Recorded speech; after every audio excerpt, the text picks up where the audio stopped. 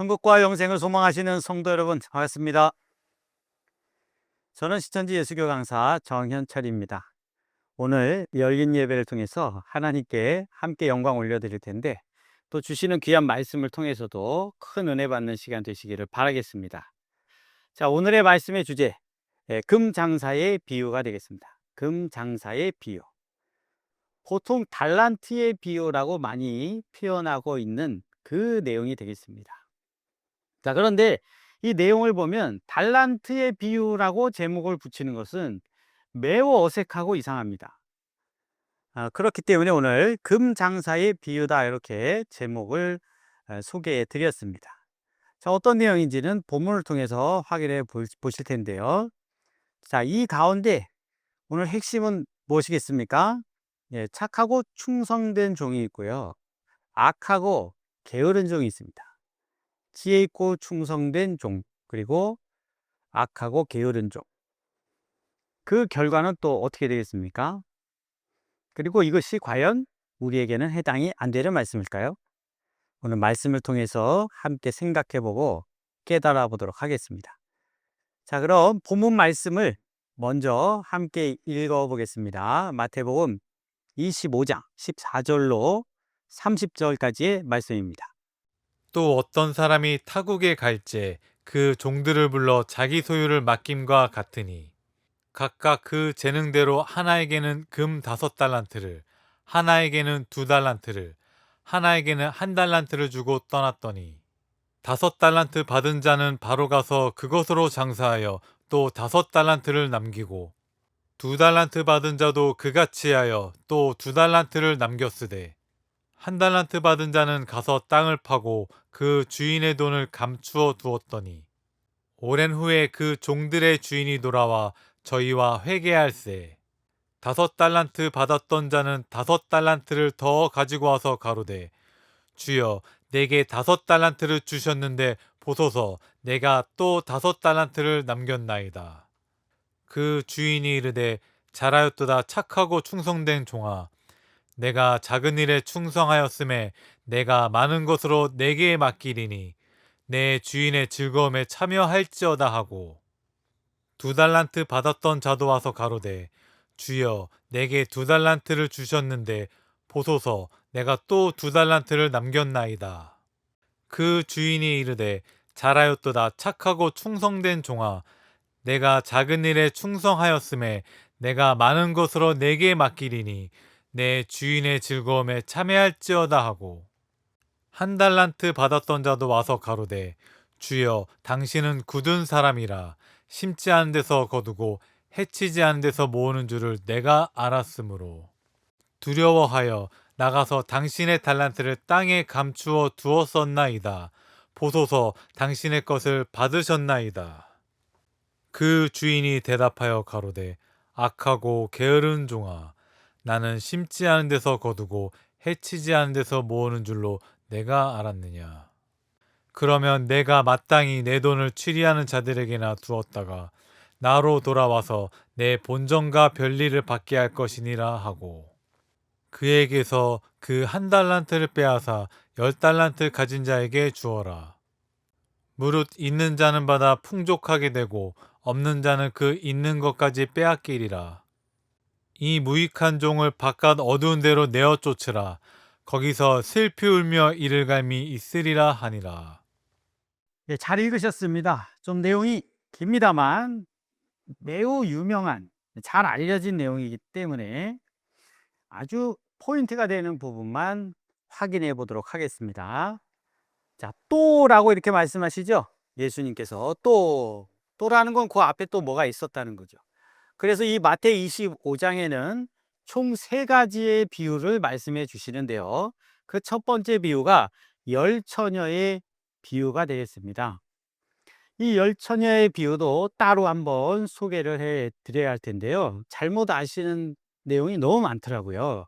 이 상담을 해보고 또 여기저기 자료를 찾아봐도 정확하게 그 뜻을 설명하지 못하는, 또 이해하고 있지 못한 분들이 많더라는 거죠. 자, 그래서 이 마태 25장 첫 번째 비유, 두 번째 비유, 세 번째 비유는 주제가 다 천국입니다. 천국. 그래서 사실은 또 천국은, 또는 그때의 천국은 이렇게 연결해서 이해하시면 되겠습니다. 이렇게 비유를 하신 거예요. 자, 어떤 사람이 타국에 갈 때 그 종들을 불렀대요. 종들. 그래서 여기 보세요. 자기 소유를, 그러니까 주인의 소유를 종들에게 맡김과 같다, 이렇게 하신 거예요. 그러니까 소유를 맡긴 거예요. 주인의 소유를 맡긴 겁니다. 자, 그런데 그 종들이 각각 재능이 달라요. 보니까 주인이 잘 알죠. 자기가 다루던 종이니까, 아, 이 사람, 이 종은 뭐가 장점이고 뭐가 단점이고 다 알 거 아닙니까? 그걸 다 아니까 그 각각의 재능대에 따라서 소유를 맡긴 거예요. 소유. 이해되시죠? 그러니까 재능을 맡긴 게 아니잖아요. 소유를 맡긴 거잖아요. 소유. 그 소유가 뭐냐면 금 5달란트. 뭐 이 달란트가 조금씩 시대마다 지역마다 단위가 달라지긴 합니다만, 그냥 우리 이해하기 쉽게 약 30kg 정도라고 보겠습니다. 30kg. 그러니까 금 5달란트면 금 150kg 이렇게 되는 거예요. 그러니까 이 달란트는 무게 단위라는 건 너무나 쉽게 이해할 수 있지 않습니까? 그게 대략 킬로그램으로 환산하면 30kg이라고 치면, 달란트의 비유 이렇게 제목을 정해버리면 이건 킬로그램의 비유, 이런 게 되는 거예요. 너무 이상하죠? 킬로그램의 비유, 그런 게 어디 있어요? 그렇기 때문에 우리가 이 주제에 맞지 않다는 거예요. 말씀해 주신 취지에 맞지 않다. 자, 그래서 150kg을 맡기고, 또 한 종에게는 60kg을 맡기고, 또 한 종에게는 30kg을 맡겼다. 네? 주고 떠났어요.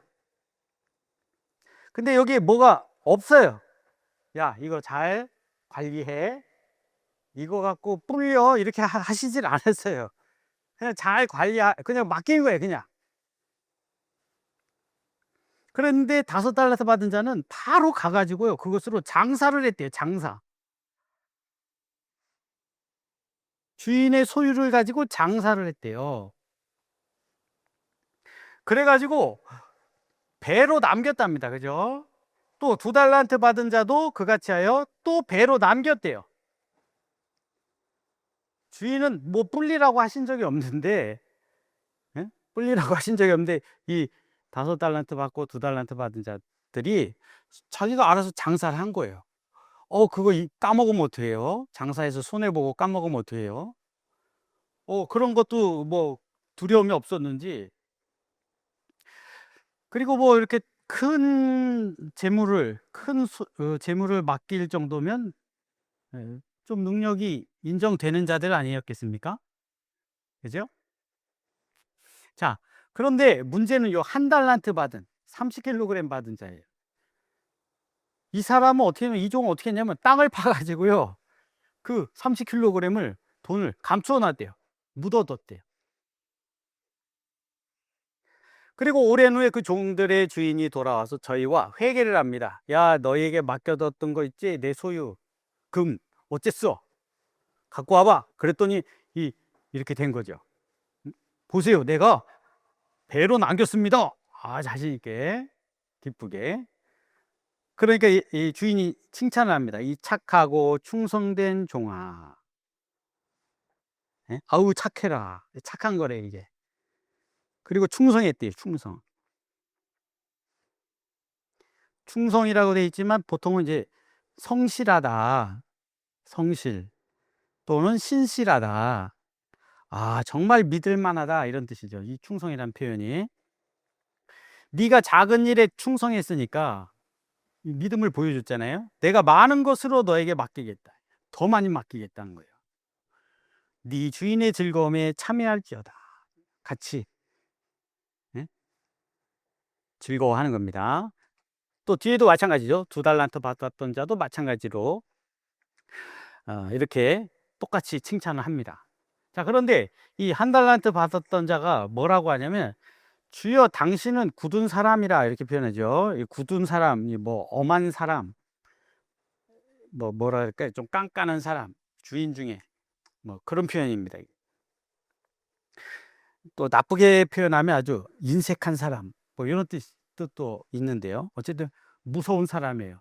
아, 저는 주인이 무서운 분, 당신 무서운 분임을 압니다. 그래서 근데 또 여기 뒤에서 뭐라 그러냐면 주인이요, 당신은 심지 않은 데서 거두고 해치지 않은 데서 모으는 줄을 내가 알았다는 거예요. 그죠? 그러니까 심지도 않았는데 막 거둬. 와, 엄청난 능력이죠? 또 해치지 않았는데도 막 모아. 그 뭘 할 필요가 없네요, 그러면. 그죠? 주인은. 그래서 이제 두려워해가지고, 뭘 두려워했어요? 주인을 두려워했죠. 두려워해가지고, 당신의 예, 달란트, 금을 땅에 감추어뒀대요.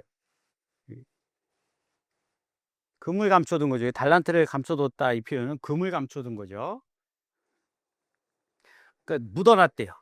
그래, 그대로 갖고 왔어요. 그대로 갖고 왔더니 주인이 뭐라고 하시냐면, 이제 악하고 게으른 종아. 나는 심지 않은 데서 거두고 해치지 않은 데서 모으는 줄로 네가 알았냐? 그럴 거면 차라리 마땅히 내 돈을 취리하는 자, 쉽게 말하면 이제 은행에 갖다 맡기면 아무것도 안 해도 이자가 붙잖아요. 은행에 맡기면 나는 아무것도 안 해도 맡겨만 놔도 이자가 붙잖아요. 차라리 그럼 내가 그거를 왜 너한테 맡겼겠냐 이거예요. 차라리 저 은행에 맡겨가지고 이자를 받지. 그러니까 이것을 이렇게 하는 것이 주인의 의도가 아니었는데, 이 한 달란트를 받은 자는 뭔가 잘못된 생각을 한 거죠. 그래서 그걸 빼앗아 가지고 두 달란트도 아니고 열 달란트, 그러니까 다섯 달란트로 다섯 달란트 남긴 자에게 한 달란트를 마저 줘 버렸어요. 맡겨 버렸어요. 이 내용입니다, 이 내용. 그러면서 무릇 있는 자는 받아 풍족하게 되고 없는 자는 그 있는 것까지 빼앗긴다는 거예요. 이 무익한 종이라고 합니다. 무익한 종. 잘 일을 하셔야지. 이 무익한 종. 바깥 어두운데 내어 쫓는데요. 그냥 혼나고 끝이 아니고요. 그냥 주인의 집에서 내치는 겁니다. 그럼 거기서 이제 슬피 울며 이를 간다. 후회하는 거죠. 후회하면서 억울해하고 하는 거죠. 그러나 이미 끝난 거죠. 자, 이 비유가 천국 비유예요. 그러면 이 천국의 비유라고 하는 거는 이 무익한 종은 결국 천국 못 갔다 이런 뜻이 되는 거 아닙니까? 쫓겨났다는 거잖아요. 쫓겨났다.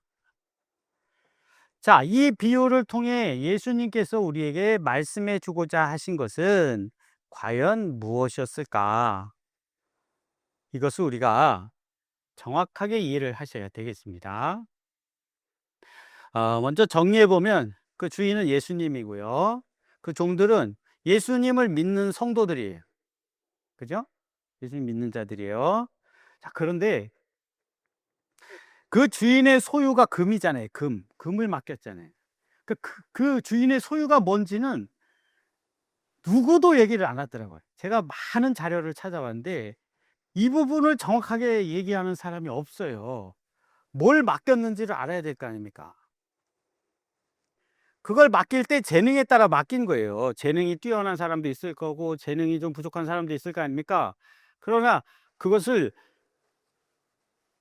주인이 알아서 딱 맡겼다는 거예요. 재능을 맡긴 게 아니지 않습니까? 소유를 맡긴 거지. 그때 이 소유가 뭐냐 이거죠, 주인의 소유가. 그리고 남긴 것은요, 금을 남겼어요. 그죠? 재능을 남긴 게 아니고 금을 남긴 거잖아요.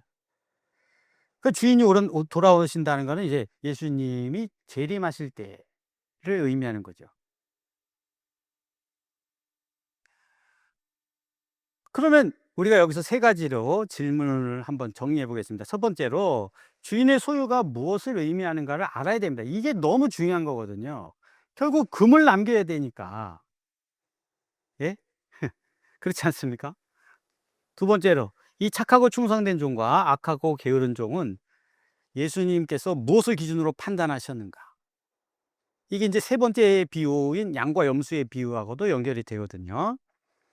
자, 그리고 세 번째로 예수님이 재림하실 때 나는 어떤 종일까? 스스로 우리가 생각해 봐야 되지 않겠습니까?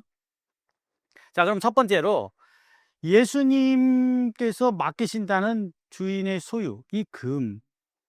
5달란트, 2달란트, 1달란트. 이 금 주인의 소유는 과연 무엇을 의미하는 것일까요? 우리 먼저 계시록 3장 18절의 말씀을 함께 읽어보겠습니다. 내가 너를 권하노니 내게서 불로 연단한 금을 사서 부요하게 하고 흰옷을 사서 입어 벌거벗은 수치를 보이지 않게 하고 안약을 사서 눈에 발라 보게 하라. 예, 잘 읽으셨습니다. 계시록 3장 18절은 예수님께서 사도 요한의 손을 빌어 라오디게아 교회 사자에게 보낸 편지의 내용 가운데 한 부분입니다. 그래서 내가 너를 권하노니 할 때 이 내가는 예수님입니다. 예수님. 그 예수님께서 라오디게아 교회 사자를 권한다 이런 뜻이에요. 너는 내게서 불로 연단한 금을 사라. 예수님이 금장사, 금은방 하시는 거예요. 그 예수님에게 불로 연단한 금은 뭐겠어요? 정금이죠, 정금. 아주 순수한, 그죠? 정금이죠, 정금. 이거를 나한테 사서 부유하게 하라. 이렇게 말씀하시잖아요. 왜냐하면 이 라오디게아 교회 사자가 나는 부자라 스스로 이렇게 얘기한다는 거예요. 나는 부자라. 부유하여 부족한 것이 없다. 이렇게 얘기한다는 거예요. 근데 예수님이 보실 때 이 라오디게아 교회 사자는 가난하고 헐벗고 굶주리고 궁핍하고 이런 모습이라는 거예요. 이게 외모를 의미하는 게 아니지 않습니까? 그래서 예수님께서 이렇게 말씀하시잖아요. 나한테 금을 사라. 그래서 진짜 부자가 되라. 넌 부자가 아니다. 왜 착각하고 있냐? 나한테 흰옷을 사라 좀, 흰옷을. 그 벌거벗고 다니지 말라는 거예요. 근데 자기가 벌거벗은 줄도 몰라요. 그 예수님 옷장사도 하는 거예요. 옷장사. 그죠? 또 나한테 안약을 사라. 안약을 사서 눈에 발라서 보여. 그래서 눈도 못 뜨고 다니는 거예요. 이게 어떤 그 외모의 문제, 외형의 문제가 아니지 않습니까? 이것이. 그럼 우리가 예수님께 사야 될 금이 뭐냐 이거죠. 예수님께 사야 할 금. 그게 예수님의 소유라고 하는 거 아닙니까? 오늘 본문에서도. 이 금을 사야 됩니다. 이 금. 자, 그런데 이 금은 결국 뭐냐면 생명의 말씀이에요. 생명의 말씀. 귀한 말씀, 하나님의 귀한 말씀, 생명의 말씀을 의미하는 거거든요. 그래서 이 성경에서는 뭐냐면 이 말씀을 금이라고, 이 말씀을 가진 자들을 또 금이라 그래요. 자, 에가서 4장 2절입니다. 에가서 4장 2절. 시온의 아들들이 보배로워 정금에 비한다 이렇게 말씀하시잖아요. 그러니까 이 시온의 아들들은 이스라엘 백성 아닙니까? 이스라엘 백성은 하나님께 정금이에요. 정말 귀한 백성이에요. 왜? 율법을 맡았잖아요. 율법, 하나님의 말씀을 지키는 자들이잖아요. 그런데 지금 이들이 타락을 했어요. 변질되고 타락했어요. 그래서 뭐냐면 지랑아리 같이 됐대요. 그러니까 이 선민이 아닌 거예요. 모습이 이방인하고 다를 게 없는 거예요. 가치 없는 존재가 됐다는 거예요. 원래는 정금이에요. 우리는 다 정금이에요. 정금. 여러분이 이렇게 이해하시면 됩니다. 우리가 하나님 자녀가 많아지잖아요. 하나님 자녀가 이 세상에 많아지면, 말하자면 하나님의 소유가 많아지는 거예요. 우리가 하나님 소유된 백성이니까. 그러니까 하나님 부자가 되시는 거예요. 자식 부자. 부자가 되신. 근데 이 땅에 하나님의 백성이 많아진다는 건 그만큼 뭐예요? 복음을 전해서, 말씀을 전해서. 그 모든 사람들이 다 복음을 가지고 있는 거잖아요. 그 말씀이 금이라니까요. 그래서 하나님이 부자 되시는 방법이 뭐냐면 우리가 열심히 이 금과 같은 말씀, 생명의 말씀 전해서 많은 사람들이 구원받게 하는 거예요. 그러면 하나님은 이제 부자가 되시는 거예요. 그러면서 동시에 우리도 뭐냐? 부자가 되는 겁니다. 부자. 그 말씀하시는 거예요, 지금.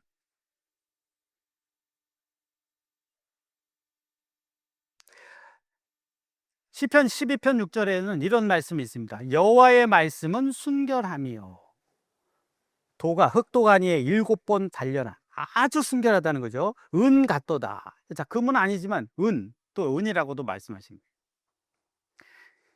이게 순결한 하나님의 말씀이거든요. 이걸 우리가 가져야 되는 거예요. 이걸. 그리고 예수님도 이걸 맡기신 거예요. 예수님이 가시면서 예수님이 하나님 우편에 가셨는데 거기서 또 직접 복음을 전하시는 게 아니라 가시면서 우리한테 맡기신 거예요. 복음을 전하라고. 그게 금이에요, 금. 금을 맡기신 거예요.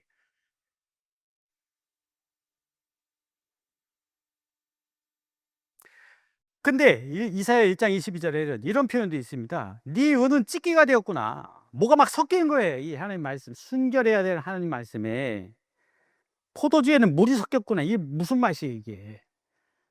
찢기가 되고 있을 수가 없는 거예요. 이것이 변질이고 타락이고, 하나님의 말씀에다가 세상 거 자기 생각 막 갖다 섞어 가지고 말도 안 되는, 원래 말씀하고자 하시는 뜻이 아닌 엉뚱한 걸로 이야기를 하는 거예요. 이런 거 아닙니까? 이게 무슨 달란트의 비유입니까, 여러분? 예? 이게 무슨 킬로그램의 비유냐 이 말이에요. 오늘 본문 말씀이 말도 안 되는 거거든요, 사실은. 재능을 맡긴 게 아니고 재능을 써라 그런 게 아니라니까요, 여러분. 장사를 해라는 거예요, 장사. 주인의 소유를 가지고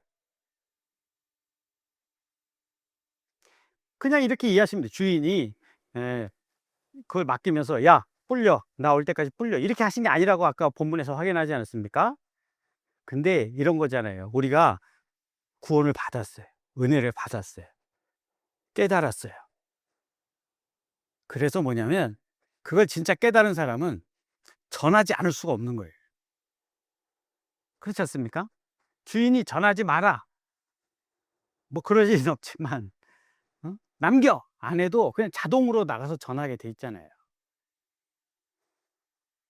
그런 이치라고 이해하시면 됩니다.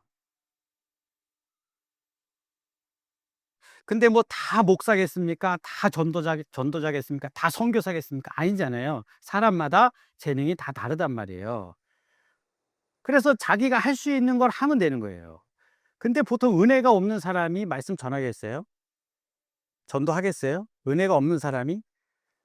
보통 그럴 거 아닙니까? 은혜가 적은 사람이 어디 가서, 이게 원래 넘쳐서 전해야 되는 거거든요. 그렇죠? 이 마찬가지 말씀입니다. 고린도서 4장 7절. 우리가 이 보배를 질그릇에 가졌다. 사도 바울이 고백하시는 거죠. 이는 능력의 힘이 큰 것이 하나님께 있고 우리에게 있지 아니함을 알게 하려 함이라. 우린 질그릇, 이 육체를 질그릇이라고 표현을 많이 하는데요, 성경에서. 이 안에 보배를 가졌다는 거예요, 보배. 그게 이 보배는 이 질그릇하고는 뭐라 그럴까요? 본질적으로 여기에 가치가 있는 거지 이 질그릇에 가치가 있는 건 아니잖아요. 그 말씀 하시는 거예요. 하나님께 있는 거죠. 근데 이 보배를 뭐라고 하냐면 그 위에 4장 5절에서 우리가 우리를 전파하는 것이 아니라 오직 그리스도 예수의 주되신 것과 또 예수를 위하여 우리가 너희의 종된 것을 전파함이라. 이게 예수님이 보배지만 이 예수님을 전하는 것, 이것이 보배. 이걸 전하는 거예요. 그 보배를 전하면 내 거는 없어지고 내 보배가 저쪽에 가는 게 아니에요. 내 보배는 그대로 있고 또 보배가 되는 거예요. 그러니까 부배가 되는 거죠. 이게 금장사입니다, 이게. 말씀을 전하면 나도 말씀이 있고 저 사람도 말씀이 있고, 나도 하나님의 자녀고 저 사람도 하나님, 그 두 배가 되잖아요. 하나님의 자녀가 돼. 이게 금장사라는 거예요. 그러니까 하나님이 원하시는, 예수님이 원하시는 거 이겁니다. 이거.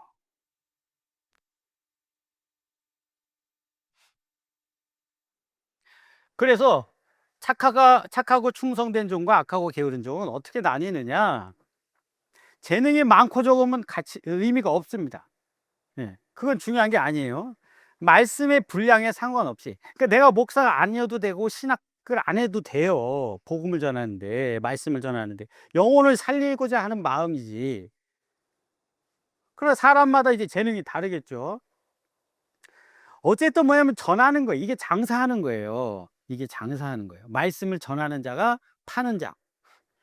예수님이 나에게 불로 연단한 금을 사서, 그럼 예수님이 금을 파시는 거예요? 돈 받고? 뭐 대가를 받고? 아니지 않습니까? 그죠? 전하는 자가 파는 거고 듣는 자가 사는 자가 되는 거예요. 그런데 값없이 이렇게 되는 거죠. 근데 사고 판단은 그 행위 자체가 있어야 된다는 거예요. 대가를 내지 않아도. 이게 착하고 충성된 종이고요. 악하고 게으른 종은 뭐냐면 금을 한 달란트 받았어요. 이거 사실은 엄청난 건데, 그것도 금이 30kg이 요즘 돈으로 얼마입니까? 엄청난 건데 그거를 잃어버릴까 봐. 그러니까 자기 자신의 신앙도 못 지키는 거예요. 그러니까 겨우 자기 자신 겨우 구원 받을 수 있을 만큼만 신앙을 하는 거예요. 은혜가 없는 거죠. 그죠? 이런 자들은 일을 안 합니다. 일을 전하질 않아요. 아유, 그러면 전하지 않는 자는, 그러면 어떻게, 이게 말씀을 전하지 않는 게 그렇게 쫓겨날 만큼 심각한 문제일까요? 아유, 뭐 전도 안 한다고 이런 생각하기 쉽잖아요. 자, 그러면 성경을 통해 확인해 봐야 되겠죠. 자, 고린도전서 9장 16절의 말씀을 함께 읽어보겠습니다. 내가 복음을 전할지라도 자랑할 것이 없음은 내가 부득불 할 일임이라. 만일 복음을 전하지 아니하면 내게 화가 있을 것이미로라. 네, 잘 읽어오셨죠? 사도 바울의 고백이에요. 사도 바울의 고백. 내가 복음을 전할지라도 자랑할 것이 없음은, 복음 전하는 게 자랑할 게 아니래잖아요. 내가 부득불 할 일이라는 거예요. 부득불.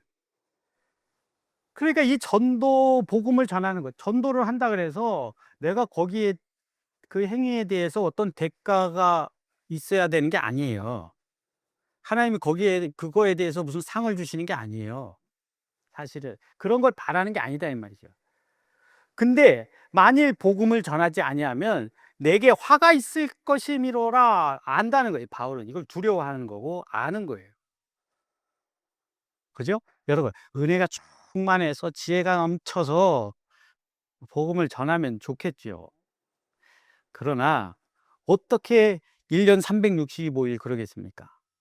그죠? 바울도 겪을 거 아닙니까? 이런 것들을. 성령이 충만할 때, 성령이 좀 충만하지 못할 때. 근데 어떤 상황에서도 동일하게 복음을 전하는 거예요. 왜? 이건 부득불 밥 먹듯이 하는 일이라는 거예요. 이걸 내가 안 하면 바울이 택함을 받은 목적, 바울 같은 경우가 금을 5달란트 맡기신 거죠. 예? 재능이 많은 사람 아닙니까? 그러니까 5달란트를 남겨야 되는 거예요. 은혜로 남기면 좋겠지만 은혜가 아니더라도 부득불 해야 된다라는 거예요. 이건 어떻게 보면 전도는 원래 사랑으로 하는 거잖아요. 사랑, 은혜로 해야지 되는 거지만 이것이 없더라도, 부족하더라도 의무로라도 해야 됩니다. 의무로라도. 그죠? 바울이 이렇게 고백하는 거잖아요. 이 책임감이 있어야지. 왜? 맡기셨잖아요. 예수님이 맡기셨다니까요. 근데 악한 자들은, 게으른 자들은 아무것도 안 한다는 거예요. 아무것도. 그냥 땅에 묻어둔다는 거예요. 그럴 거면 차라리 은행에 갖다 맡기죠. 그죠? 자, 그래서 디모데후서 4장 2절에도 너는 말씀을 전파하라. 때를 얻든지 못 얻든지 항상 힘쓰라. 이렇게 말씀하시는 겁니다. 영혼을 살리는 것. 그것이 하나님의 뜻이지 않습니까? 범사의 오래 참음과 가르침으로 경책하며 경계하며 권한다. 권하라. 경책도 하고 말이죠. 예? 경계도 하고. 이런 걸 소홀하게 생각하면 안 된다라는 거죠. 부득불이라도 해야 되는 거지만 원래 넘치면 하게 돼 있는 거고요. 그러니까 금을 5달란트나 받았으면 이 사람은 재능도 재능이지만 얼마나 많이 받은 거예요. 그죠? 그런 사람도 하지만 2달란트 받은 사람도 똑같이 하잖아요. 그 2달란트만 남기면 되잖아요. 이해되세요? 영혼을 살리는데. 자, 그러면 이것이 왜 부득불 해야 될 일인가에 대해서 마지막으로 알아보겠습니다. 우리 요한복음 5장 17절의 말씀을 읽어보겠습니다. 예수께서 저희에게 이르시되 내 아버지께서 이제까지 일하시니 나도 일한다 하시매. 예, 예수님의 말씀 잘 읽어보셨죠? 예수께서 저희에게 이르시되 내 아버지께서 이제까지 일하신대요. 이게 안식일 이제 논쟁하다가 하시는 말씀이거든요. 안식일에 왜 일하냐? 그랬더니 예수님이 네 아버지께서 이제까지 일하시니까 나도 일한다. 그게 뭐가 이상하냐? 이 말씀 하시는 거예요. 그러니까 하나님께서 이제까지라는 거는 뭐예요? 과거부터 지금까지 쭉이에요. 과거 진행형이란 말이에요. 예? 과거부터 계속 하나님은 그러니까 한 번도 쉬신 적이 없어요. 계속 뭔가 일을 해오셨다고 지금 말씀하시는 거예요. 그래서 아들도 일을 한다는 거예요. 자, 하나님이 과거부터 계속 해오신 일이 뭘까요? 자, 그거를 21절에서 말씀해 주시잖아요. 자, 아버지께서 하시는 일이 뭐냐면요. 죽은 자들을 일으켜 살리시는 거래요. 이게 하나님이 하시는 일이에요. 죽은 자들을 일으켜 살리시는 거. 그럼 이게 육체가 죽은 자가 아니죠, 이거는. 영혼이 죽은 자죠. 곧 구원의 역사다, 이 말이죠. 그래서 아들도 자기의 원하는 자들을 살리신다는 거예요. 이게 전도고 구원입니다, 이게. 그죠? 이 구원. 이게 뭐예요? 하나님의 일이라니까. 이게 아버지께서 하시는 일이에요. 그러니까 아버지께서 하시는 일이 아버지께서 일하고 계신데 자식은 이제 빈둥거리고 누워있으면 어떻습니까? 세상에서도. 그런 것처럼. 아버지께서 일하시니까 나도 일한다. 원래 같은 원리죠? 아버지께서 일하시니까 나도 일하는 거예요. 그 일이 뭐예요? 죽은 자를 살리는 일이에요. 그래서 이것은 부득불해야 되는 일이라고 하는 거예요. 자, 계시록 22장 12절에 이런 말씀이 있습니다. 보라, 내가 속히 오리니, 예수님이 하신 말씀이에요. 속히 오리니 내가 줄 상이 있대요. 상이 있는데 각 사람에게 일한 대로 갚아주신대요. 일한 대로. 자, 이 일이 뭐라 그랬어요? 아까 요한복음에서 영혼을 살리는 일이죠. 하나님의 일을 하는 거죠. 그러니까 하나님의 일을 해야 하나님께 그 상을 받는 거죠. 세상 일을 하면 세상에서 대가를 주잖아요. 그러니까 하나님 일을 해야 하나님께 대가를 받는 거죠. 굳이 안 주셔도 되지만 주신대요. 감사하죠. 이해되십니까? 마찬가지로 마태복음 16장 27절에도 예수님께서 인자가 아버지의 영광으로 그 천사들과 함께 오리니 그때에 각 사람의 행한 대로 갚으리라. 여기서 행한다는 것도 무슨 착하게 해서 좋은 일하고 이런 개념이 아니에요. 같은 개념입니다. 이게 하나님의 일을 하는 거예요. 그래서 이것은 이 금장사의 비유를 통해서 아주 중요한 것으로 말씀해 주신 거고, 그렇게 많은 영혼을 살리는 일을 우리가 힘써 했다면 당연히 하나님께서 착하고 충성된 종이라고 인정해 주시지 않겠습니까? 그런데 그냥 묻어만 둬요. 입도 뻥끗 안 하고 아무것도 영혼을 살리는 일을 아무것도 한 게 없어. 그러면 그 사람은 악하고 게으른 종이 되는 겁니다. 말씀도 없고 사랑도 없고 은혜도 없고 깨달음도 없어요. 안 쫓겨나는 게 이상하죠. 이렇게 정리를 하시면 되겠습니다. 그래서 결론입니다. 금장사의 비유는 재능에 대해 말씀하신 게 아니에요. 헬라어 달란트가 탤런트가 영어로 탤런트가 됐다. 이러면 말장난입니다. 말장난. 말씀의 본질을 벗어나게 하는 거잖아요. 이게 하나님 기뻐하시겠습니까? 이 금장사의 비유는 재능에 대해 말씀하신 것이 아니고요. 영혼을 살리는 일을 해야 된다. 영혼을 살리는 일. 그게 신앙을 했든 안 했든 성경을 100을 알든 1을 알든 상관없어요. 이는 오직 전도를 통해서만이 영혼을 살릴 수 있어요. 이건 하나님 정하신 거예요. 이는 재능의 문제나 말씀의 분량의 문제가 아닙니다. 또는 은혜의 분량의 문제도 아닙니다. 영혼을 사랑하여 살리고자 하는 이 마음의 문제죠. 마음의 문제. 자, 일한 대로 갚아주신다는 예수님의 말씀을 명심하여 우리도 착하고 충성된 종이 되어야 되지 않겠습니까? 주님 오실 때 이렇게 칭찬받는 자가 되어야 되지 않겠습니까? 그만큼 이 영혼을 살리는 것은 중요한 거예요. 예수님이 이 땅에 오신 것도, 십자가를 지신 것도 다 영혼을 살리기 위해서 하신 일이듯이 이제 우리에게 그걸 맡겨놓고 가신 거예요. 그러므로 우리가 착하고 충성된 종이 되어서 전도해라, 전도해라, 많이 남겨라, 그렇게 안 하셨다니까요.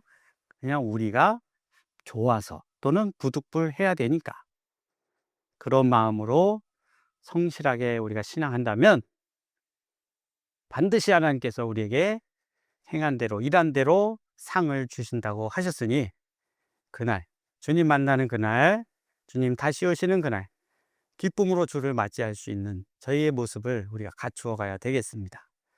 자, 오늘 금장사의 비유를 통해 영혼을 살리는 것이 얼마나 중요한 일인가에 대해서 함께 말씀을 나누어 보았습니다. 다시 한번 우리의 신앙을 점검해 보시고 더욱더 변화되고 성장한 모습으로 바뀌어 가시는 계기가 되셨기를 바라겠습니다. 말씀 마치고 잠시 함께 기도드리겠습니다. 참으로 고맙고 감사하신 아버지 하나님, 오늘도 귀한 말씀을 통하여 저희들에게 값없이 은혜를 주시고 깨달음 주심에 감사드리옵나이다. 영혼을 살리는 것이 얼마나 소중한 일임을 예수님을 통하여 우리에게 보여주신 하나님, 이제 예수님이 우리에게 맡겨주신 그 일을 우리가 최선을 다해 노력하여 주님 다시 오시는 그날 착하고 충성된 종이라 인정받을 수 있게 하여 주시옵소서. 이 귀하고 막중한 일을 우리에게 맡겨주신 것 또한 은혜인 줄로 믿사오니 이 은혜가 우리에게서 사라지지 않도록 우리의 생각과 마음을 항상 지켜 주시옵소서. 감사드릴 때 예수 그리스도의 이름으로 기도 올리옵나이다. 아멘.